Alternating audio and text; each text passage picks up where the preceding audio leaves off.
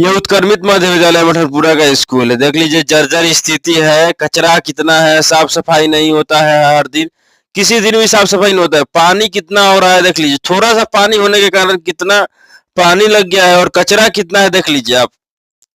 और आज 4 अगस्त है और स्कूल बंद है, सोमवार दिन है फिर भी स्कूल बंद है। ना टीचर आए हैं ना स्टूडेंट आए हैं।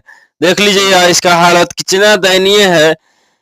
यहाँ पे हेडमास्टर की जो भूमिका रहता है वो निभाया नहीं जाता अच्छे से। वो अच्छे से ध्यान नहीं देते हैं इस पे। यहाँ के प्रिंसिपल जो है ध्यान नहीं देते हैं स्कूल पे। देख लीजिए कितना कचरा है यहाँ पे। और जिधर बाथरूम लड़के जाते हैं उधर पानी लगा हुआ है, पानी पीने जाते हैं उधर पानी लगा हुआ है।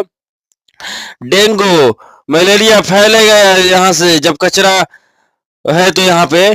और बारिश की वजह से कीटाणु आएंगे, कीड़ा मकोड़ा आएंगे और उन्हें काटेंगे तो क्या होगा बताइए।